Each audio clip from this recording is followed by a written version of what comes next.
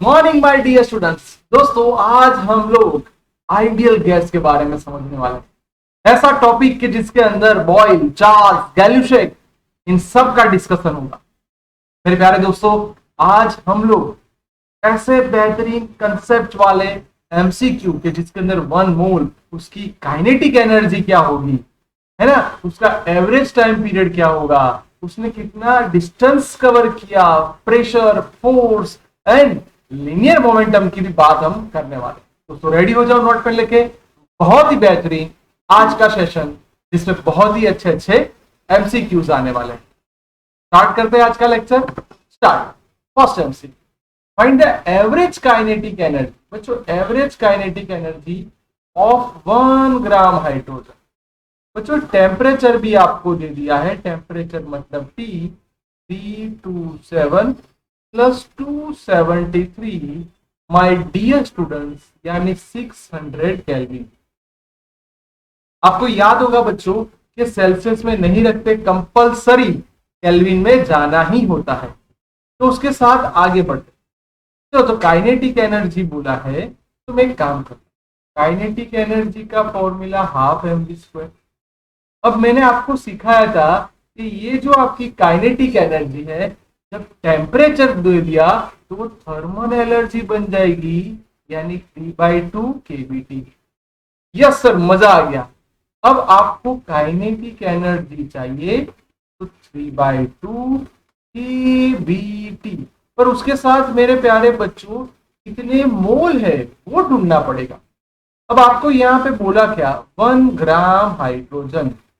आप सबको पता है हाइड्रोजन H2 होता है।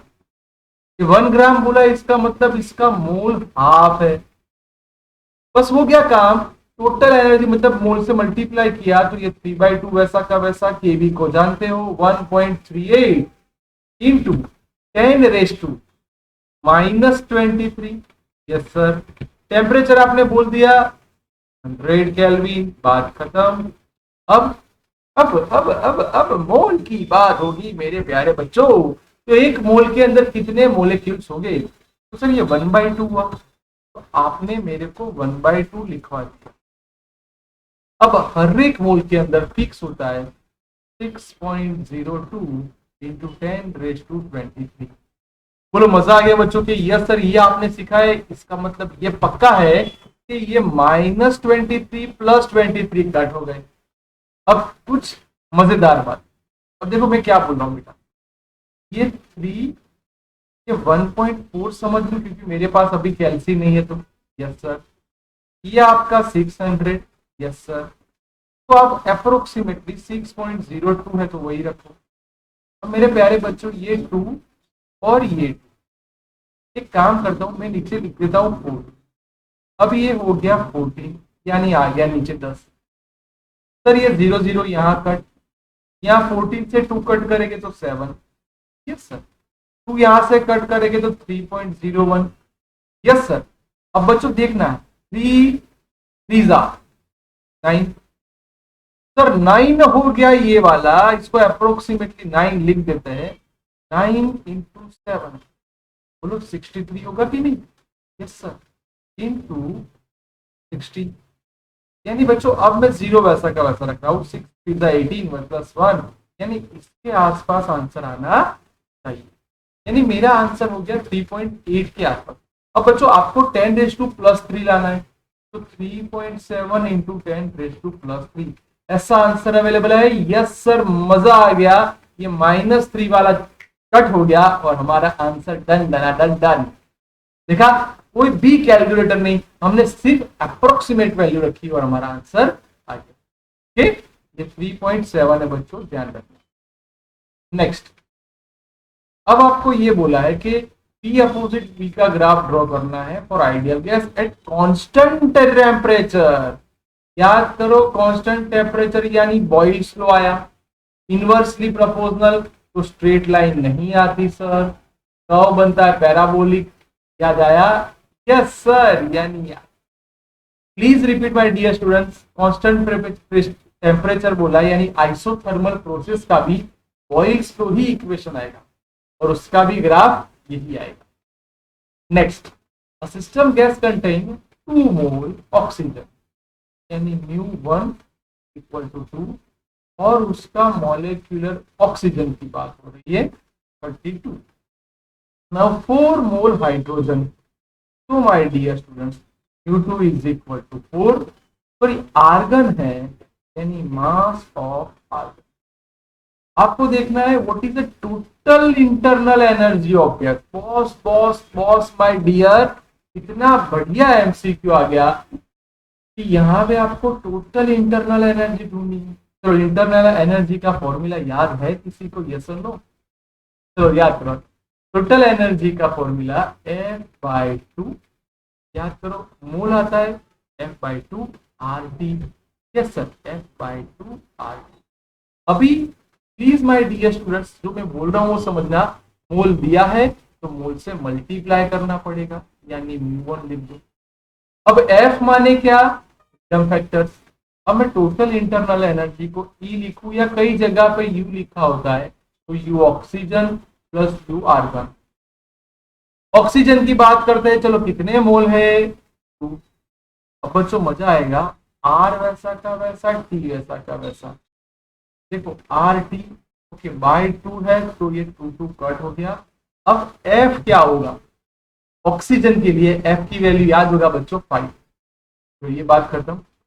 Same style 2 R T.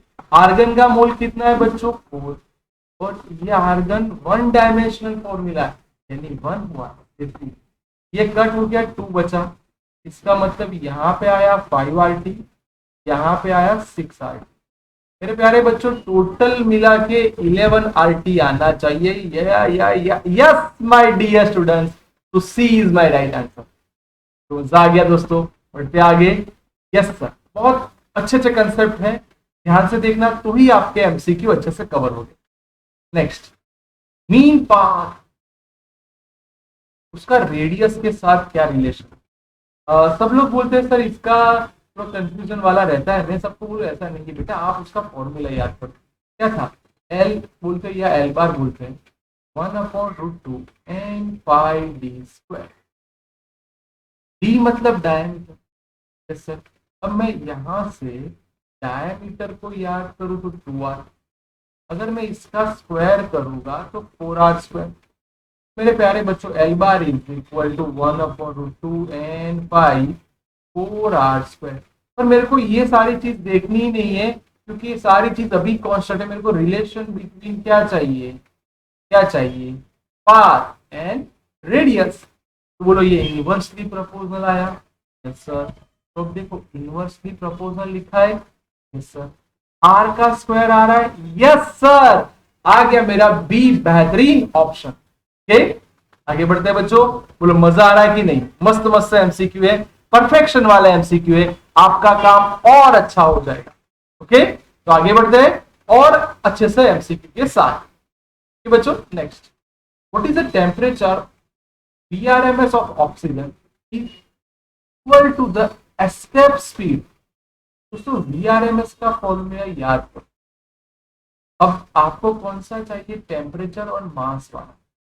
Please आप ऐसे ही कोई एमसीक्यू मत सॉल्व करो बेटा, के लिए आपको देखना होगा मेरे को मास दिया है तो आपको फॉर्मूला पता है 3kBT/m। अब यहाँ पे आपको VRMS मतलब V बोल दिया, आप सब जानते हैं। एस्केप स्पीड मतलब 11.2 किलोमीटर, यानी 10⁻³ मीटर पर सेकेंड। Yes sir. अब क्या करेंगे? आपको ढूंढना क्या है वो देख लो। चलो, आपको ढूंढना है वॉट, कहाँ गया मेरे वॉट? टेम्परेचर। टेम्परेचर ढूंढना है मेरे प्यारी बच्चों हो, तो स्क्वायर को सामने ले जाओ। तो V² is equal to 3kBT/m। पूरा मजा आ गया। T को सब्जेक्ट बनाओ, mv²/3kb।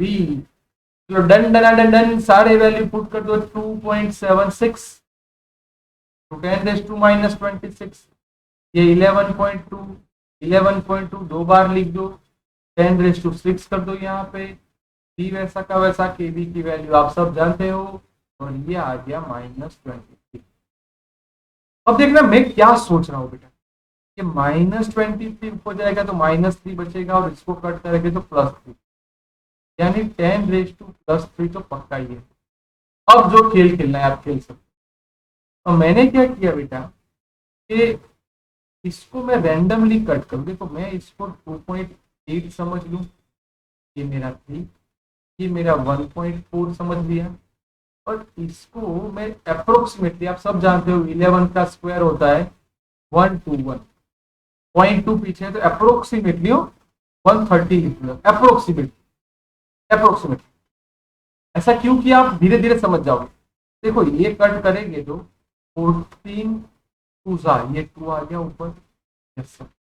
अब बच्चों ये देखना, ये और इसका मल्टीप्लीकेशन 2 होगा डिवाइड बाय 3। अब ये 0 को हटा दो तो ये 10⁻⁴ आ गया। Yes sir. तो अब आप जो बोल रहे हो इतनी सारी मेहनत कर रहे हो, क्योंकि बेटा इसको मैं अगर रेशियो लूंगा तो अप्रोक्सीमेटली 8 पॉइंट समथिंग आएगा, क्योंकि 8 3 जा 24, तो 8 पॉइंट समथिंग आना चाहिए चाहिए चाहिए। आ गया। कोई जगह पे मैंने कैल से यूज नहीं किया बच्चों, अप्रोक्सीमेटली काम कर रहा हूं और मेरा answer done done done done आ रहा है। तो मजा आ गया। Next, when the temperature of gas, अब बच्चों ये देखो 30 में से 90 डिग्री सेल्सियस हो रहा है, and what will be the percentage of VRMS। यानी आप लोगों ने देखा टेम्परेचर ग्रो हो रहा है, बढ़ रहा है। अब इसका रिलेशन VRMS के साथ ले जाओ, तो मैं क्या सोचता हूँ, VRMS का फॉर्मूला अभी आपने कुछ सिखाया, T/kBT/, अब मैं यहाँ पे ऐसा लिख सकता हूँ VRMS directly proportional to √T। Yes sir. अब एक काम करो, दो अलग अलग कंडीशन, एक 90 डिग्री सेल्सियस, एक 30 डिग्री सेल्सियस। काम करते हैं बच्चों, तो मैं V2/V1 लिखता हूँ, RMS दोनों ही है इसलिए 90 और ये मैंने 30। बहुत से बच्चे डायरेक्ट ऐसे आंसर लाते हैं, मेरे प्यारे दोस्तों ये आप गलत कर रहे हो। आपको कंपल्सरी 273 ऐड करना पड़ेगा। अब आपको याद आना चाहिए 273 ऐड क्यों किया, क्योंकि सेल्सियस में नहीं रख सकते। इसका एडिशन भी हो गया और इसका एडिशन, पर ढूंढना है what will be the percentage change. Change मतलब V2 - V1। यानी माय डियर, अब क्या हुआ कि नीचे वाला बंदा तो वैसा का वैसा ही रहेगा। यस और नो। खेल हो रहा है ऊपर। एक काम करता हूँ, मैं आपको सही मायने में जो होने वाला है उसको मैं आपको हाईलाइट करता हूँ, देखना मजा आएगा। मैं थोड़ा उसको सेपरेट कर रहा हूँ, इसके कारण आप इसको अच्छे से देख पाओ। चलो, ये आपका रूट आ गया। Yes sir. इसको मैं सब्ट्रैक्ट करूंगा तो 363 - 303।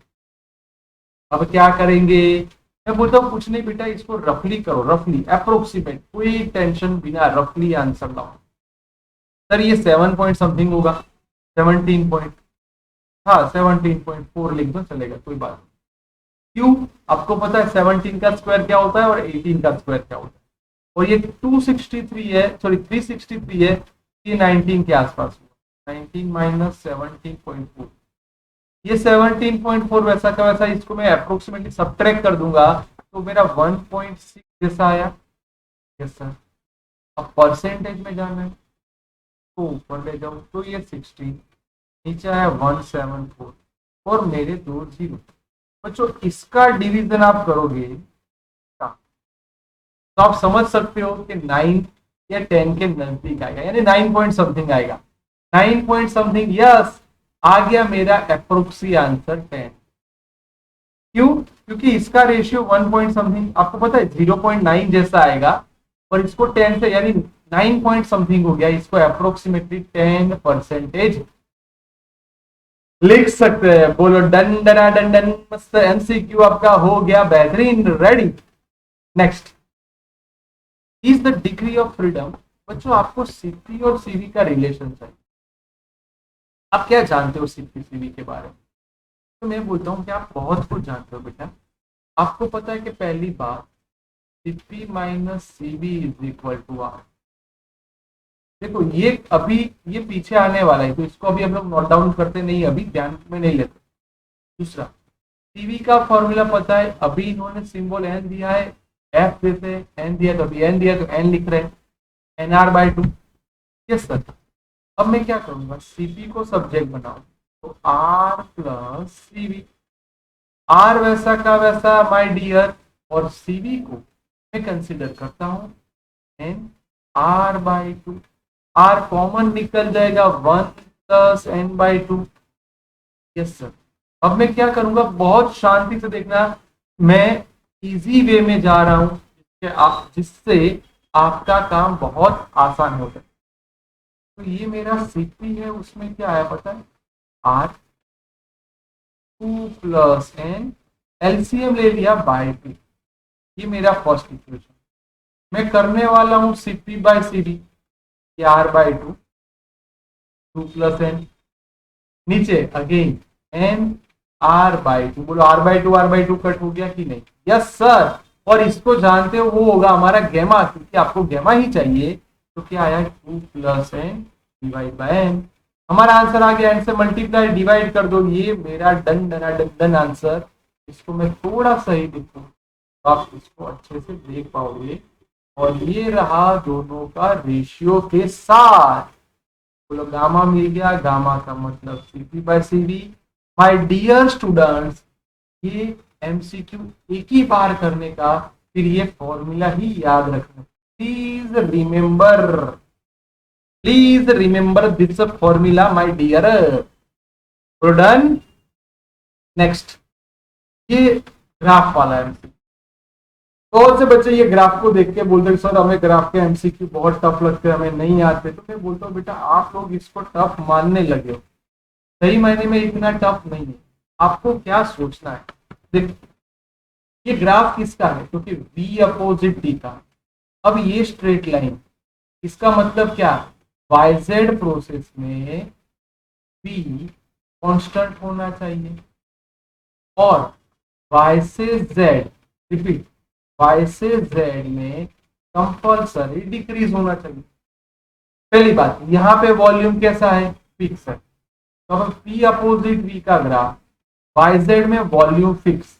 अब देखो v कहां पे, नीचे, तो इसकी लाइन ऐसी आनी चाहिए। तो yz वाली लाइन नहीं चलेगी, yz वाली लाइन नहीं चलेगी। समझ में आ रहा है बेटा, yz की लाइन कैसी चाहिए, इसमें volume constant. Repeat my dear student, इसमें वॉल्यूम कांस्टेंट। हाँ, yz volume constant, yz volume constant. Yes sir. हाँ सर, yz में वॉल्यूम कांस्टेंट, यहाँ पे देख सकते हो प्रेशर कांस्टेंट है, प्रेशर कांस्टेंट है। yz में तो कब आ रहा है, बात खत्म। यहीं से ही पता चल गया मेरा सही आंसर सी होगा। देखो y से z में डिक्रीज हो रहा है, y से z में डिक्रीज हो रहा है। Yes sir. अब बच्चों यहाँ पे आपको एक और चीज समझनी है कि x से z में, प्लीज आप ये समझो, ये आपका टेम्परेचर देखो बढ़ रहा है, z से थोड़ा डिक्रीज हो रहा है, देख रहे हो आप, z से x। पर यहाँ टेम्परेचर का कोई काम ही नहीं है। इसलिए मेरे प्यारे बच्चों आपको ये समझना होगा, सर मैं पता चल गया कि सही आंसर क्या है। रिपीट, p कांस्टेंट, मैं रिपीट करता हूं बेटा, आपको p कांस्टेंट वाला ग्राफ यानी v अपोजिट t वाला ग्राफ में जाना था। तो आपने कैसे देखा, और कांस्टेंट वॉल्यूम से गए। कांस्टेंट वॉल्यूम वाला कंसेप्ट देख लिया कि सर y2z कांस्टेंट है, दिया। तो डन बेटा, मस्त। ये कांस्टेंट वॉल्यूम और डिक्रीजिंग वाला भी ध्यान में रखना। Next, yes, two vessel with conducting with the fill with the cap in part of a table of 1 mole nitrogen kept in T naught। बच्चों इसका मतलब यहाँ पे उन्होंने कंडीशन दे दी। अगर मैं आपकी जगह पे हूं तो मेरे को सबसे पहला काम करना पड़ेगा, मोल ढूंढना पड़ेगा। मेरे बच्चों याद करो, PV is equal to mu R T. अब मैं इनिशियल कंडीशन की बात करता हूँ, 1 1 1 1, तो म्यू 1 मेरा आया T1 V1 अपॉन T1, किसके लिए बच्चों? नाइट्रोजन के। सेम स्टाइल से मैं दूसरी बात करता हूँ बच्चों, ध्यान से जाना, कोई जल्दी मत करना ऐसे एमसीक्यू के अंदर, क्योंकि यहाँ पे आप लोग गलती कर लेते हो। T2 T2 एंड T2, अब दोनों मोल मिल गए। अब याद करो एवरेज टाइम का फॉर्मूला क्या था। मैं बोलूँ आपको एवरेज टाइम का फॉर्मूला पता होना चाहिए। T is equal to U1T1 plus U2T2 upon इसका एडिशन, मोल का addition, U1 plus what will be the component final temperature of the surface when contact with the two। ये final temperature की बात चल।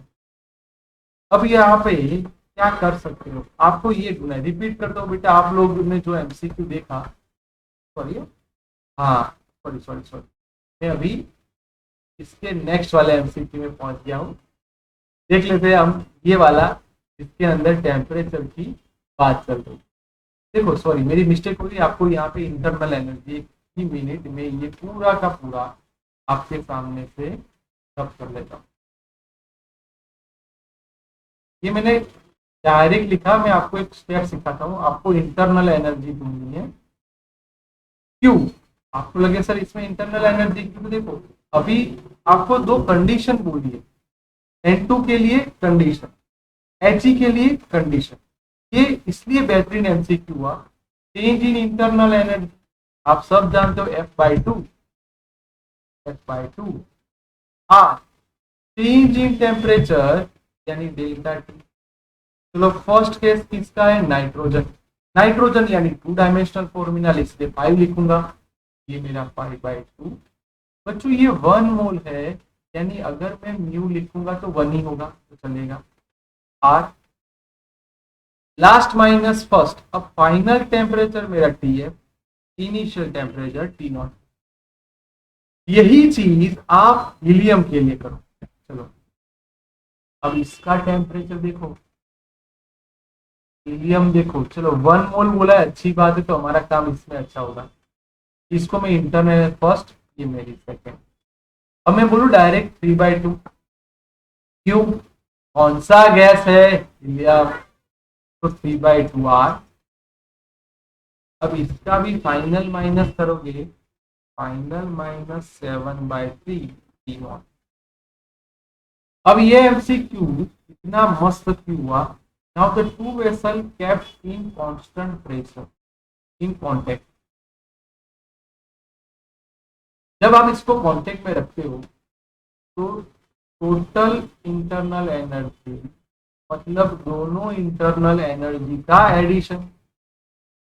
Please remember बेटा कि यहाँ पे टेम्परेचर लास्ट में बोला कि चेंज नहीं होगा, तो टोटल इंटरनल एनर्जी तो 0 होगी। Delta E1 plus delta E2, तो delta E1 equal to minus delta E2 लिख दू।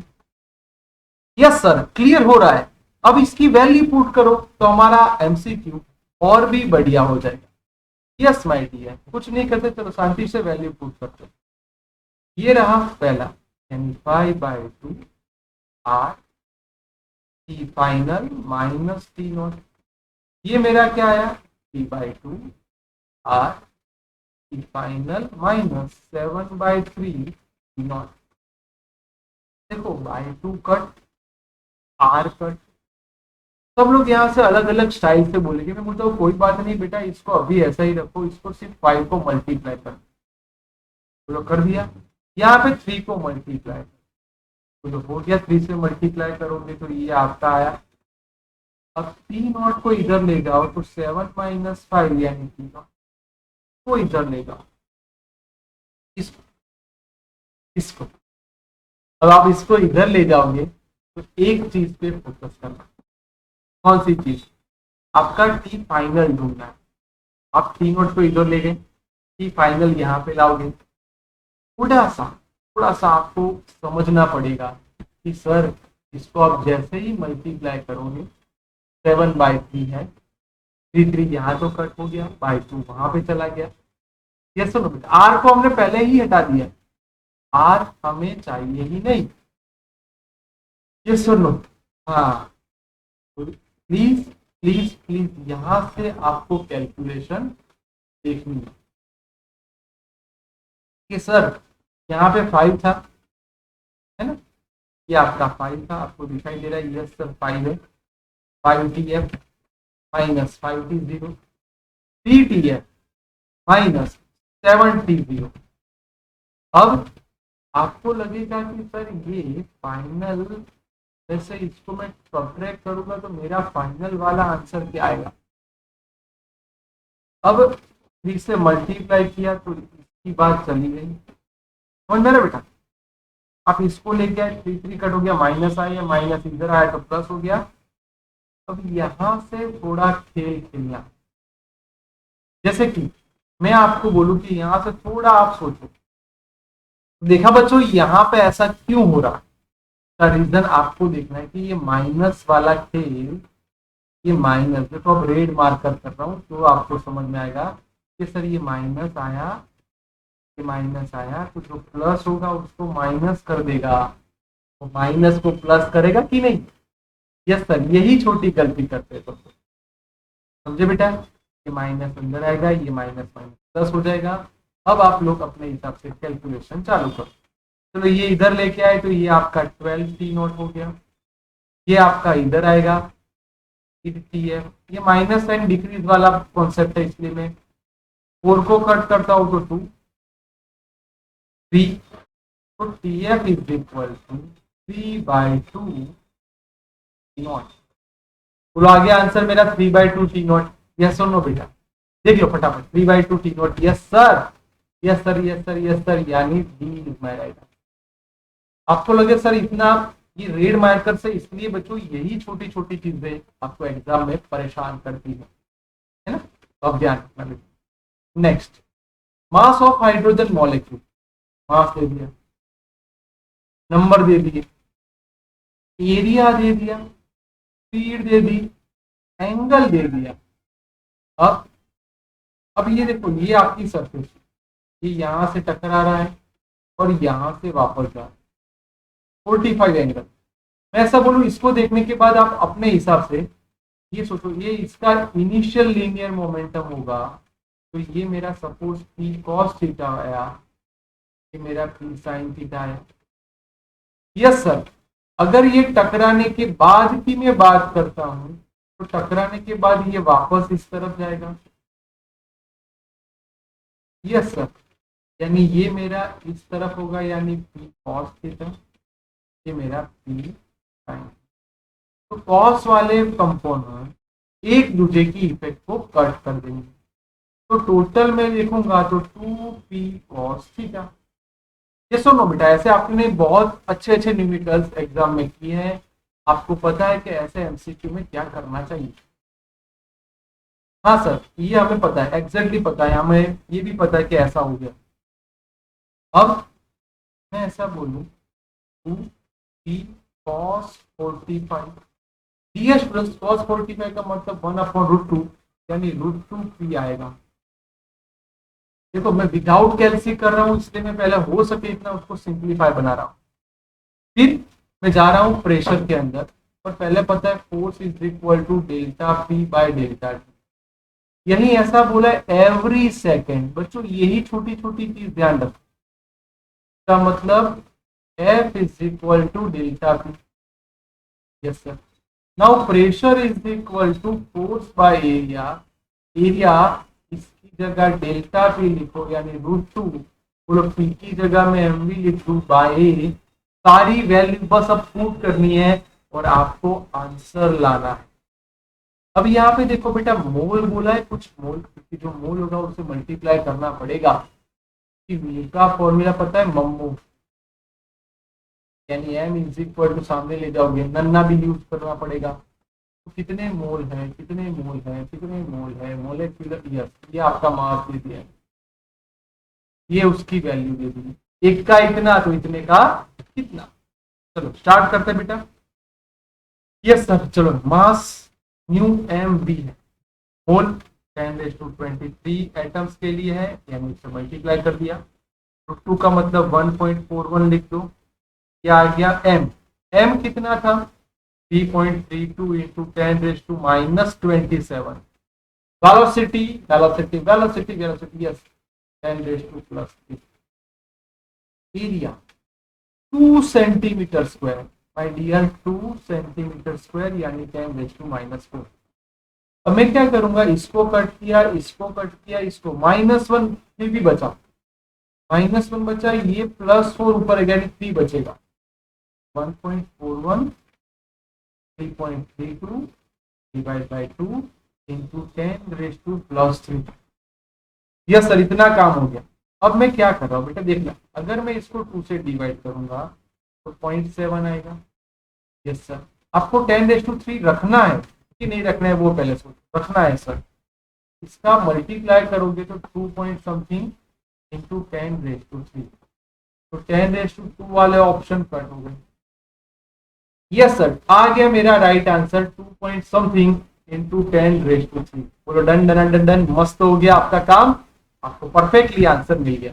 ठीक, next, which graph correctly represented the, हाँ आपको टॉर्क अपोजिट टाइम था, तो बेटा ये टेक्स्ट बुक में कोई फॉर्मूला नहीं है। Torque is inversely proportional to √3 का मतलब ये लीनियर आएगा। ठीक, ध्यान रखना, बहुत ही बेहतरीन एमसीक्यू बेटा। रिलैक्सेशन टाइम एंड आपको टेम्परेचर की बात।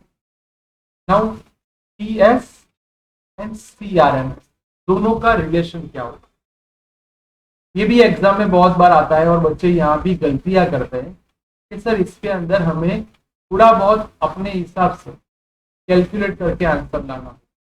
जैसे सी एस यानी speed formula √γ p/√, yes sir, जबकि सी आर एम एस मतलब एक्स वाई जेड 3 कंपोनेंट होंगे तो 3p/ρ। अब हम क्या करने वाले, दोनों का रेशियो लेंगे, yes upon CPRM √√, gamma p/ρ और CRMS का 3γ p/ρ, दोनों कट PP कट। अब ये आया √γ/3। अब ये देखो आपका आंसर आ रहा है तो CS को सब्जेक्ट बनाओ बेटा, so CS is equal to CRMS √γ/3। देख लो मेरे प्यारे बेटा कि आपका आंसर आ रहा है कि नहीं आ रहा। यस सर, ये आ गया मेरा perfectly answer, done डना done done. तो C is my right answer for that. Yes, ये ऐसा एमसीक्यू कि उसका ऐसा, इसका मतलब आपको बेटा रिलेशन अगर आपके माइंड में आ गया, आपको ये फॉर्मूला किसी को पता है, ऐसा कोई भी एमसीक्यू होगा तो हम लोग उसके अंदर कैसे कैसे इसको सॉल्व कर सकते, जिसको भी पता है वो सोच सकता है। 2 मिनट आपने अपने हिसाब से सोचना है, फिर मैं आपको डायरेक्टली बोल दूंगा कि इसमें हमने कौन सा फॉर्मूला यूज किया। डिग्री ऑफ फ्रीडम यानी एफ, देखो ये लिख रहा हूं एफ इज इक्वल टू, मैं बोला वो ध्यान रखना, K/m, K/m। सर K का मतलब number of atom, repeat, K का मतलब number of atom, number of, और N का मतलब रिलेशन अमॉन्ग एटम, N का मतलब रिलेशन अमॉन्ग एटम। अब ये सोचो कौन सा है, ट्राई एटॉमिक गैस है, यानी दोनों की वैल्यू 3 होगी। बस यहाँ पे वैल्यू पुट करो, -3, 3 is the 9 - 3, my dear student 6 आ गया मेरा आंसर। पर प्लीज प्लीज प्लीज आपको लगेगा कि सर आप थोड़े बीच में आ रहे हो, तो बेटा हट जाता हूँ, क्योंकि ये इतना अच्छा एमसीक्यू है कि आपको क्लियर दिखाई दे, इसलिए मैं हट गया। मैं और भी नीचे आ जाता हूँ, क्लियर अब दिख रहा है। पर बेटा ये शॉर्ट ट्रिक्स आप अपने माइंड में रखना ही, ये एफ का फॉर्मूला 3K - N याद रखना पड़ेगा। ओके, क्योंकि रिपीट करता हूं, ट्राई एटॉमिक है। ओके, मस्त एमसीक्यू था बेटा, मजा आ गया। आगे बढ़, हाँ ये तो अभी हमने सिखा दिया। यस, ये और एक बढ़िया प्रेशर वाला। सर प्रेशर का एमसीक्यू इसके अंदर हम लोग देखेंगे तो हमें क्या सोचना पड़ेगा। बेटा मैं बोलता हूँ कि आप कोई एमसीक्यू को रटना मत। आपने रट लिया कि इसमें मैंने ये किया, तो आपका माइंड हर बार आपको ये कॉल करेगा कि इसको यही करना है, इसमें यही करना है, इसमें यही करना है। आप पहला ये एमसीक्यू पूरा का पूरा शांत मन से धीरज रख के शांति से पढ़ो, कोई जल्दबाजी मत करो, क्योंकि इसके अंदर जो होने वाला है वो आपको समझना पड़ेगा। तो इनिशियल बेस पे प्रेशर कितना है, E0। All molecule made half and BRMS made 4 times. समझो, मॉलिक्यूल्स हाफ हो रहे हैं और BRMS कैसा हो रहा है बेटा, 4 टाइम्स। अब प्रेशर का फॉर्मूला सोचना पड़ेगा। सर हाँ हम सोच लेंगे, नहीं सोचो क्या था ऑफिशियली फॉर्मूला। तो pressure P is equal to 1/3 rho V square. अब मैं 1/3 को कुछ नहीं करूंगा बेटा, प्लीज प्लीज प्लीज मेरी रिक्वेस्ट है कि शांति से देखो। रो का मतलब मास बाय वॉल्यूम, ये मास, एक का मास इतना, उसमें इतने पार्टिकल, ये वॉल्यूम को मैं B भी लिखा। मास बेटा हाफ हो रहा है, फिर मैंने बाय 2 लिखा, जबकि VRMS मेरा कितना हो रहा है, 4 गुना हो रहा है, यानी मैंने लिख दिया 4। अब ये 1/3 कुछ नहीं करेंगे, M N V कुछ नहीं करेंगे, ये मेरा 16V स्क्वायर हो गया, ये मेरा बाय 2 हो गया। ठीक आया, 8 को बाहर निकाल दो बच्चा, 1/3। बोलो ये मेरा कैपिटल M हो गया कि नहीं। यस सर, ये डेंसिटी लिख दो डायरेक्ट, तो डायरेक्ट लिख दो रो। क्या मतलब फाइनल प्रेशर, ये मेरा इनिशियल प्रेशर P0 दिया है सिंबल, और ये मेरा एक। बोलो आ गया कि नहीं। सो D is my right answer. हाँ, स्टेटमेंट को समझना पड़ेगा। ऐसे ही दोस्तों मैं आपके लिए बहुत ही बढ़िया एमसीक्यू लेके आऊंगा। आप लोग प्लीज प्लीज प्लीज अपनी प्रिपरेशन करते रहें। बाय बेटा, टेक केयर, ध्यान रखिए।